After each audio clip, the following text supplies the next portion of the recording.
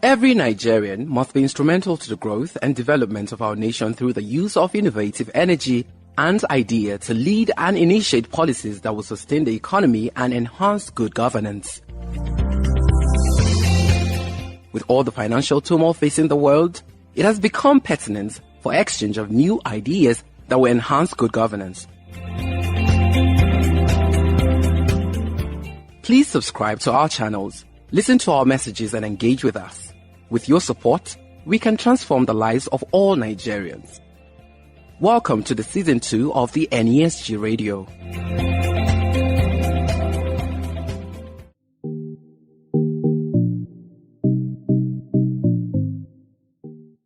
Welcome to the NESG Radio. I'm Sadiq Olofin, your host.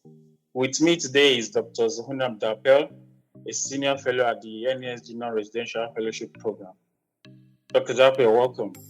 Pleased to be here. Thank you. So over the past decade, we have seen tremendous growth in Nigeria's debt.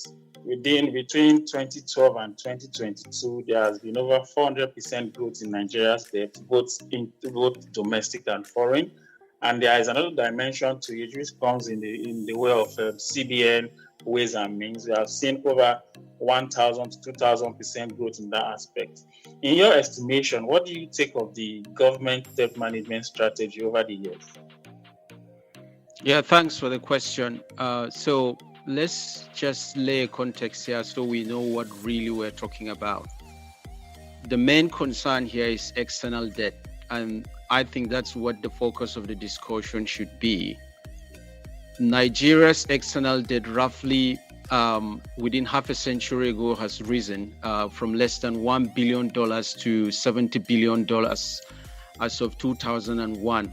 And more than 2/3 of these are owed to multilateral institutions, and we're referring that to the World Bank, the IMF, and the Africa Development Bank, and less than 10% to China, while the rest to other bilateral lenders.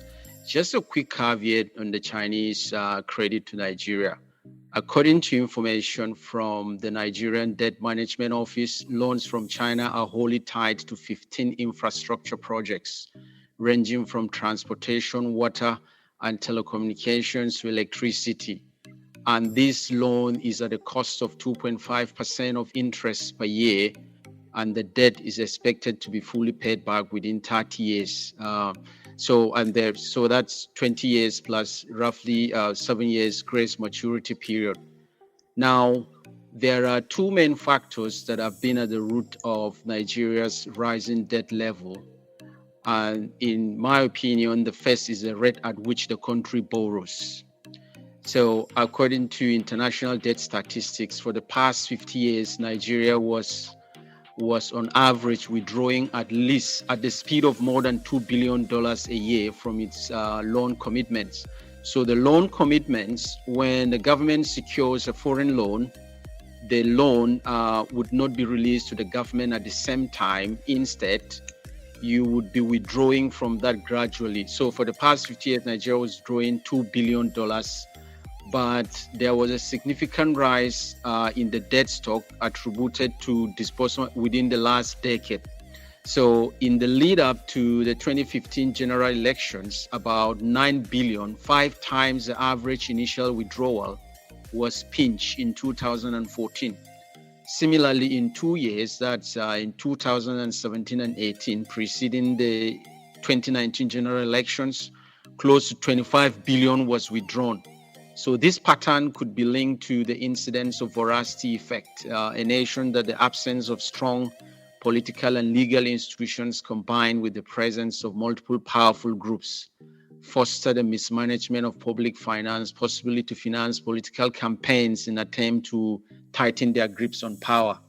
As both presidents in the case of Nigeria were incumbents seeking re-elections before the massive debt accumulation. So this one of the explanations at the root of Nigeria's high debt stock. And the second reason behind Nigeria's expanding debt stock had been the debt management strategy, especially how the debt was serviced by various regimes.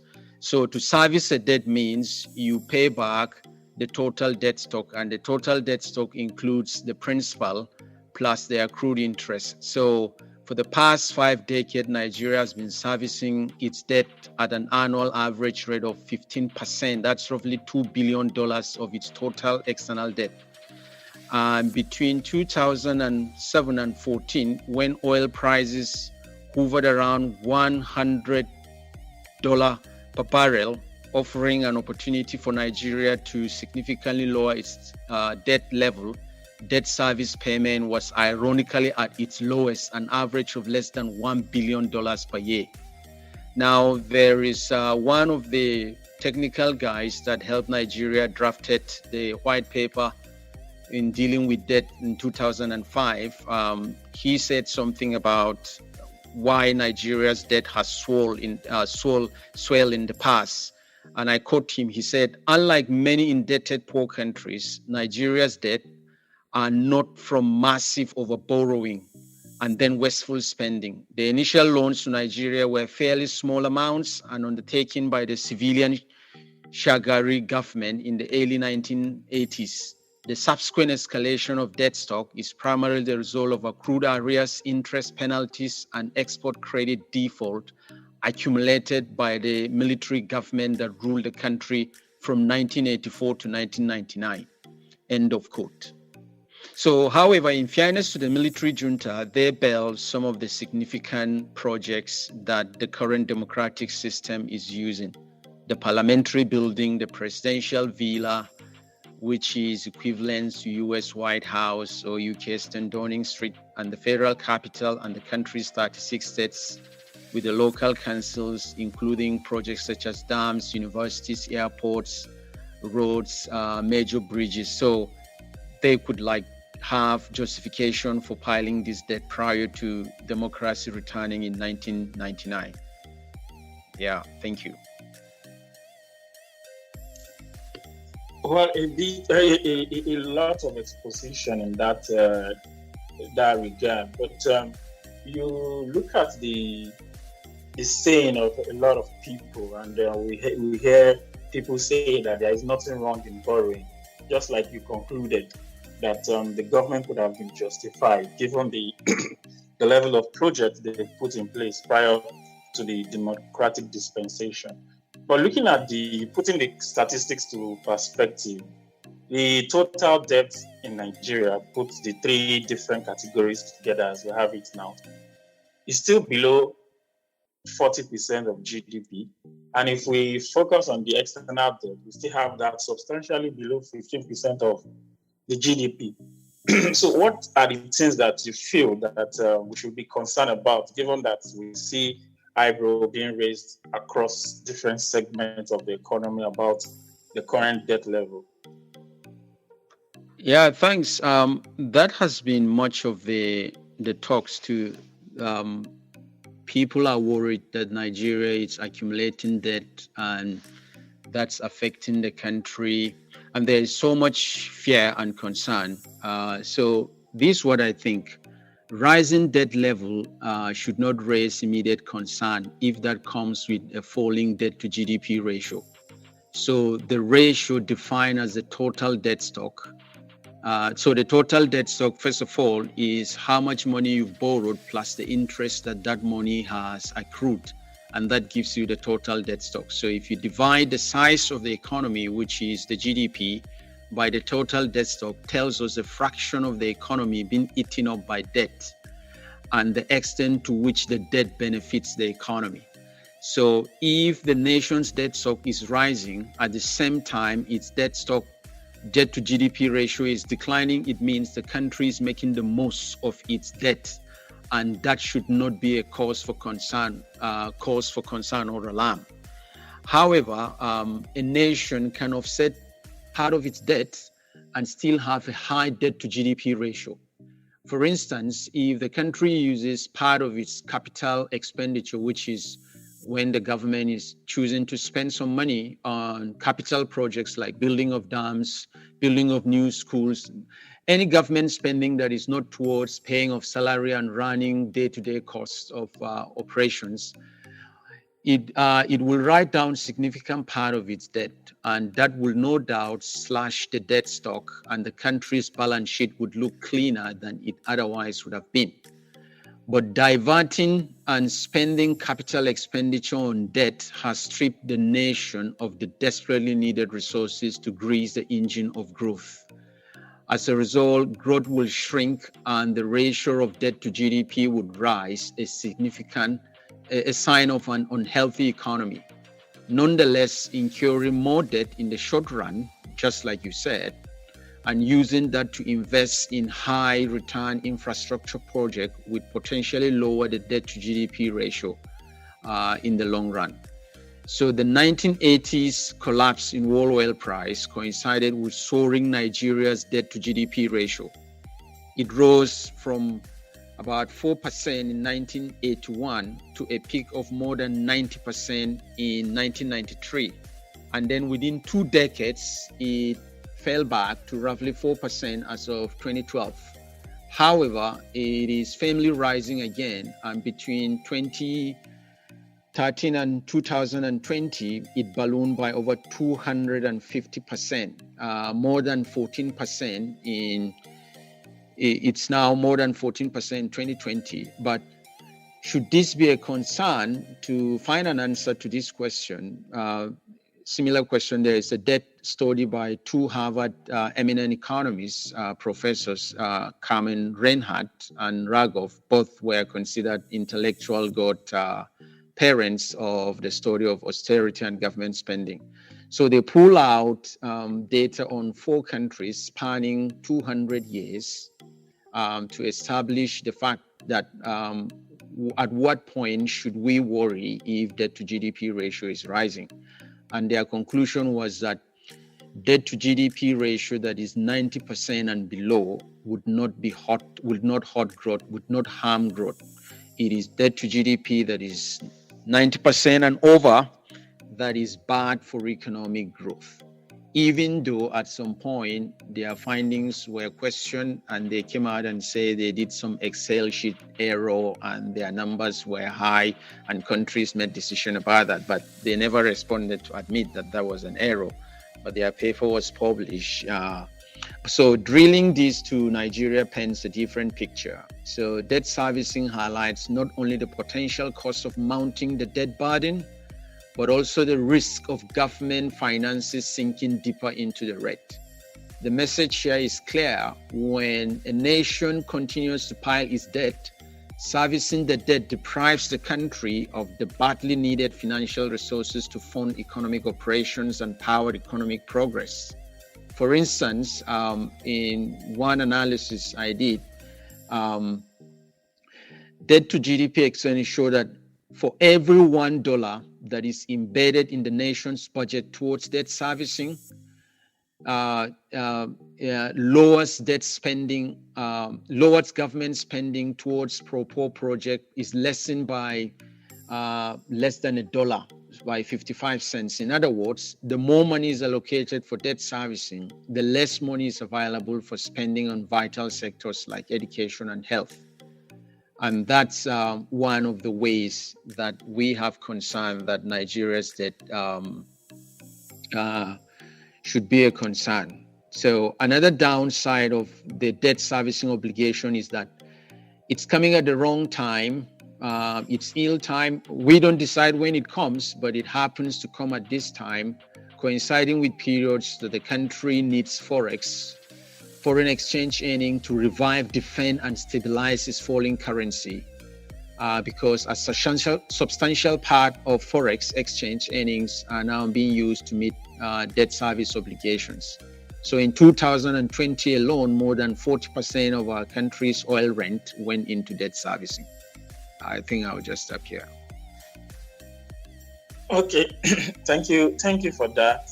A bit more expository, but I would like to hear your view, given the fact that many of these numbers have always, especially the debt service to revenue, is always showing a very, very critical situation of Nigeria.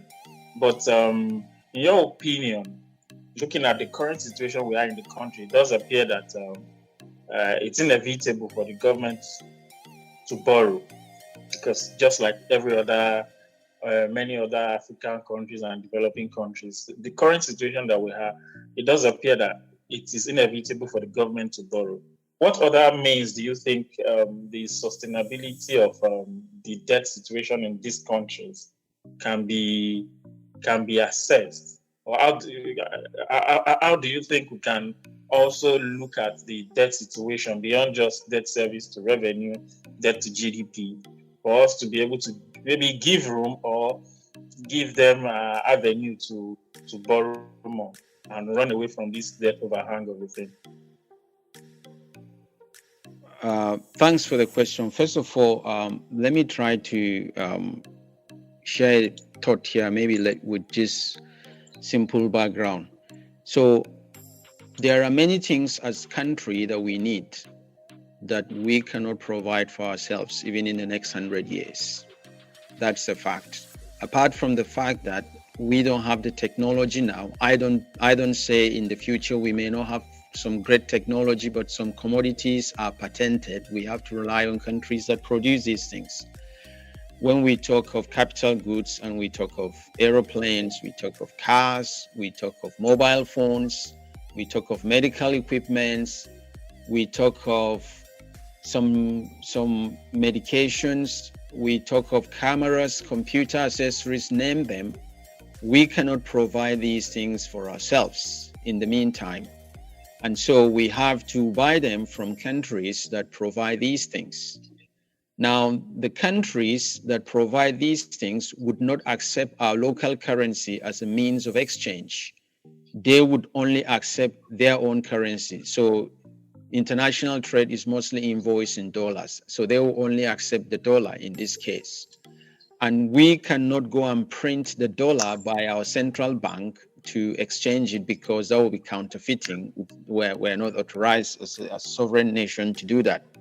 So we have to give these countries what they need that we have, and in exchange, we earn the foreign exchange and use that to pay for the importation of these things. But we can start reducing our reliance on the dollar, and if that happens, we have the window of opportunity to lower how much we borrow externally. Now, there are many ways to do that. And if I looked at Forex utilization in, I think roughly 10 years ago, there was a number I looked at that 80% of our Forex was utilized on for the importation of food, petroleum products, and debt servicing.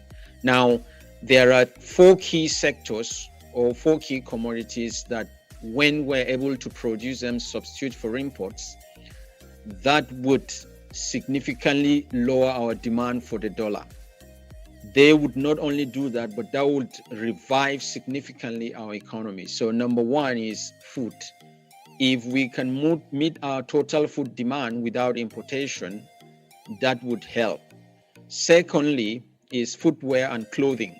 If all the clothes and the shoes we buy are what we produce in our own country, that's fine. Now, by the way, let's not rush to compare our country with foreign countries. That you're in the UK, you see that the shoe is made in Vietnam, or the bicycle in Vietnam, the shirt is made in Bangladesh. These countries have transited from the primary, secondary, and they are now at their tertiary levels of development. They have reached their steady state. So it's the services sectors that drive these economies, and that's why they can afford to outsource labor demand for the production of most of their goods. So I mentioned agriculture, clothing, and then the next thing is building materials. And then the 4th one is drugs, pharmaceutical products. So if we can produce these things to meet our local demands, that will slash the significant demands for our own Naira. So that's one window to go about. And you mentioned ways and means. So that's when maybe it's called quantitative easing, maybe more formally, when the government is owed significantly domestic debt. Domestic debt is in local currency, right? So the government can choose to print more money and pay out these debts, or if they need to spend, to increase their spending rather than borrowing money within the system. By the way, borrowing money within the system, you crowd out private investment, in that the money that private businesses would borrow to do investment, you take it away and government choose to spend it. So, but if the government say, okay, let's print more money to spend, that is not really a healthy thing to do, because you want to fight inflation and keep prices stable at all times. I don't want to go into the details of explaining why we have to keep inflation down and not raise it, because people ask question, why should the government go to borrow money when it can print the money and spend? The reason is it has to keep inflation down. Inflation is bad for everybody, and mostly bad for people that their major source of income is not business. Because if you're into business, your revenue is price times quantity. So when prices go up, your revenue go up. But you don't only consume what you produce. There are other things you don't produce that you don't consume. Maybe hundreds of items in your lifetime or within months you buy these things, and the prices are high. So inflation is bad for everyone. So government would not keep printing money to do that. So these are one of the ways I think we can start diminishing the squeeze on our national resources through debt. Thank you for that. I mean, I'll take it up from where you stop. We're talking about the ways and means and how it impacts inflation. You know, it has become a major part of our debt structure, increasing from just barely 200 billion in 2012 to over 24 trillion as at March 2023. So, and that is constituting a major share of our debt holding. Now we have also a substantial share of domestic capital market debt, and at the same time, our foreign debt is growing faster than it used to be, maybe a decade back after 2006 relief. So the question is, what are the exposure of people, businesses, and government alike to some of the shortfall from these categories of debt? I want to understand your question more clearly, if you don't mind. So what I'm saying in a sense is, how are people, economic agents, government, businesses, and people, how are they exposed? How do you think they're exposed to growth in these categories of debt? How do you think? Yes, you have mentioned inflation is a major downside from printing money. We have the domestic debt as well, that is the government gets from the capital market. Likewise, the external debt. So what are the exposure that economic agents, household, businesses, even the government itself, what are the exposure, like downside risks they are exposed to by uncautioned growth in all these debt categories? Well, thank you. So there's a question here that I will ask, and that question would lead me to in answering your own question, even though the questions are different. So, and the question is, in the setting of zero public sector corruption, we don't have corruption in government theoretically, let's just assume, which is a practical impossibility, who benefits the most from government spending? And who loses out whenever the government cuts its spending? Both questions share the same answer: it's majority the poor. This is because state-owned, state-funded, and state-run public goods such as schools, hospitals, dams, electricity, roads, etc. are substantially relied upon by the poor as means of raising welfare, in that the rich can afford or buy education and healthcare services from private schools and private hospitals. However, in reality, This is no longer theory. There is corruption in government. There is corruption in public service. And the primary beneficiaries of government spending, in addition to the poor, the majority of the beneficiaries typically are the elected and the unelected corrupt government officials and bureaucrats.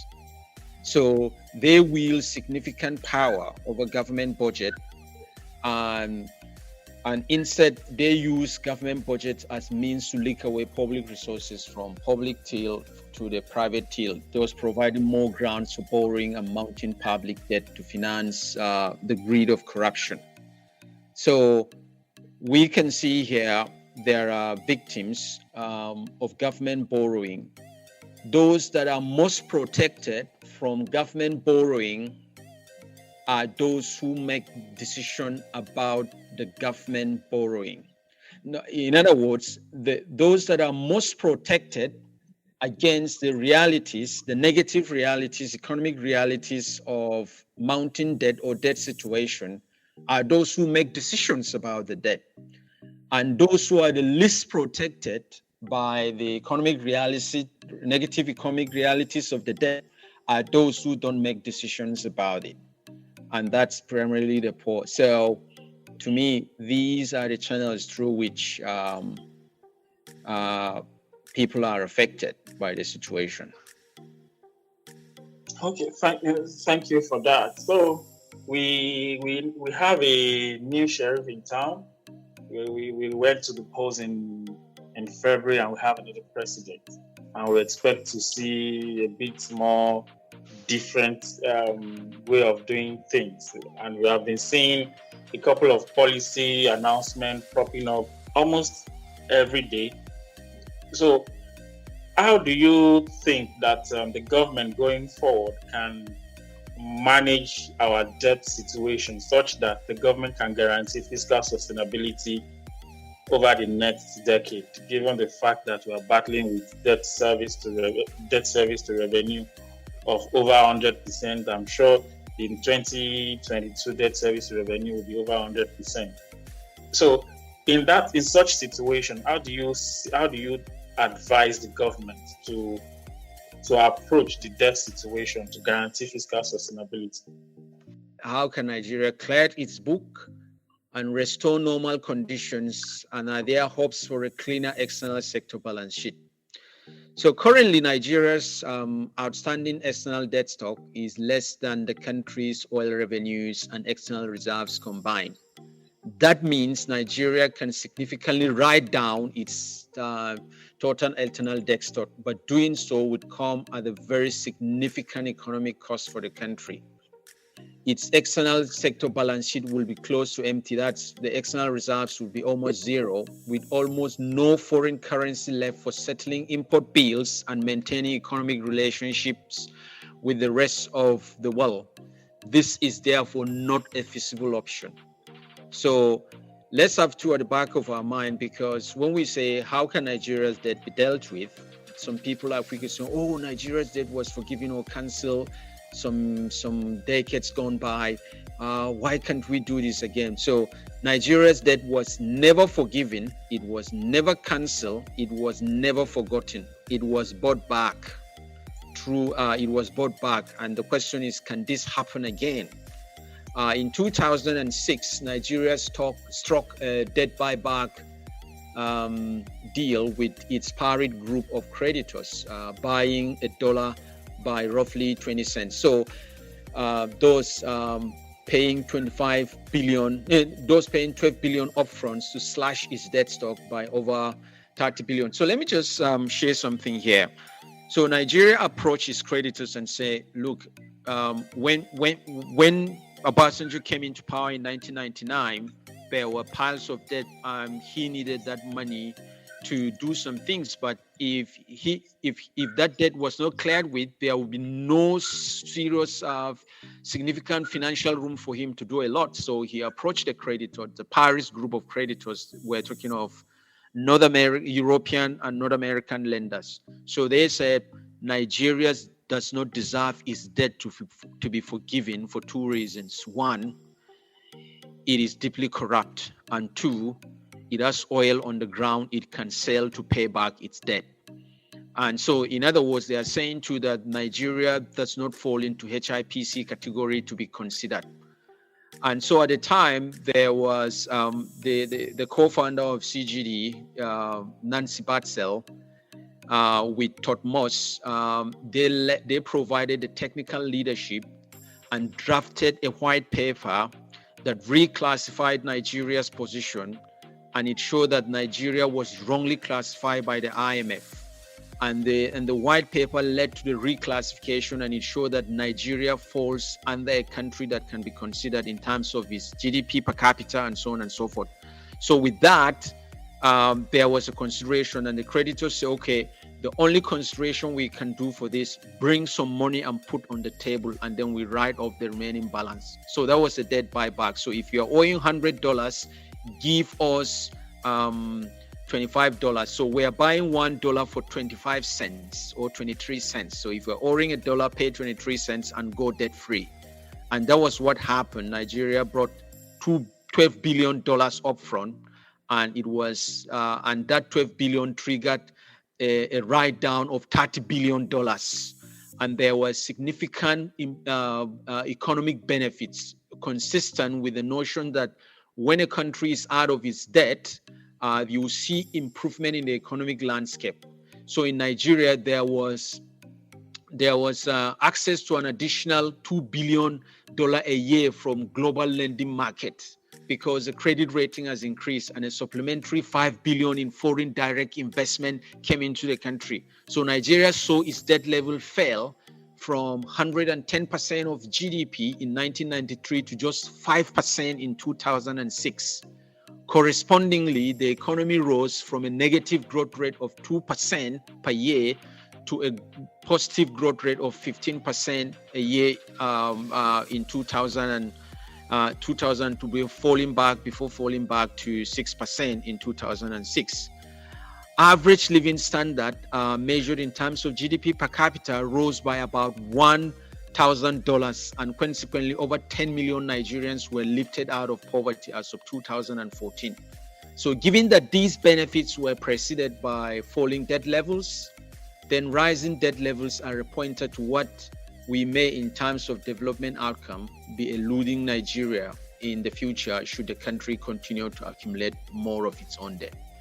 So the creditors we have at the time are not the creditors we have now. We don't know if we approach them, they can do a debt buyback deal for us. Already what these creditors have been doing, they have given Nigeria some years of debt service suspension scheme. So if you are in debt crisis, we say, okay, stop paying the debt. It doesn't mean the debt is going, stop paying the debt. So the money you should have used to pay the debt now, use it for something else. And maybe if your financial situation improves in the future, you can start paying the debt. So that's what Nigeria has been benefiting during the COVID era and along with some other African countries. But I doubt if Nigeria can just have its debt bought back again. And we can fashion a way out of this by looking at how we arrive at this debt level, which I have talked about briefly. So number one is, let's get politics out of economic management. If politics is not taken out of the way, then most economic policies, even if you put together the best Nobel laureates on earth, you would still have bad outcomes if politics is not completely divorced from economic management. So these things should be separate. And I would say here that our institutions need to be firm and independent of the federal executive branch of government. So there should be no interference. One of the reasons is political interest is most of the time anti-people. And so if you allow political interest to shape economic decisions, the outcomes would only benefit those who will grow fat when the nation is milking dry. And that is not the circumstance we should find ourselves. There are no shortage of ideas to move Nigeria forward, but there is shortage of the economic will to allow these ideas to flourish. So let politics get out of the way and let the experts work, and I believe we would see a lot of significant improvement. If you have the best brains put together and they have good conduct, you're going to have amazing result. If you have someone with the right conduct but is the best brain, you're going to have problem. He's going to use his smartness to fleece the nation and collude with politicians. And if you have someone that has the good conduct but is not smart enough, there are a lot of errors will be made. So if you have the combination of the smartness and the good conduct, and that the people, the politicians would listen, then these things would move forward pretty fast. But in the meantime, I would advise against government printing a lot of money, and government can start dealing with the high domestic debt in a variety of ways. So, and that's the privilege the government has. It can convert most of these debt to long-term bonds, and that means the maturity doesn't have to be immediate, but the benefits will accrue, and you can disburse these proceeds to those who hold these bonds, and that way you still keep a lot of money out of circulation. And one way too is to how do I put it now? If our politics can run without so much spending of money, that would help, because when there is a strong connection between the economic management and politics, then the politics would use the economic management to get a lot of money to run campaigns. So, and the reason why there is so much money involved in our counter campaign is there is this belief, and it's not just a belief, we've seen it happen, that gaining political power in Nigeria is the quickest route to wealth, to make money. And so people don't care how much they spend to win elections. So if we can disincentivize greedy politicians, we may succeed in lowering the desperation for political power. I mean, we've not seen, like in some, although I'm wary of comparing Nigerians with Nigeria that is less than 100 years old with countries that have been centuries in the making. But we hardly see a governor in our country or a minister or a president say, or a prime minister say, you know what, after I've made a mistake and I can no longer lean against the wind of popular opinion, I'm resigning. We hardly see these things happening. And the reason why people quickly resign, they know that you cannot use political power just to take control of opportunities and this. And before I close up on this, this 19th century abolitionist, Frederick Douglass, he once said something very profound about institutions, that one time that a nation may one day find itself in the hand of a bad man as a leader. But if the institutions are well established and strong, there is little or no damage that man can do to the country. And we have to get to that level. Then we can start seeing our economic policies shaping lives of even ordinary men on the street. Thank you. Thank you very much, Dr. Dappel. We really appreciate your time. We've had a very good conversation today, and we hope to see you another time. Thank you.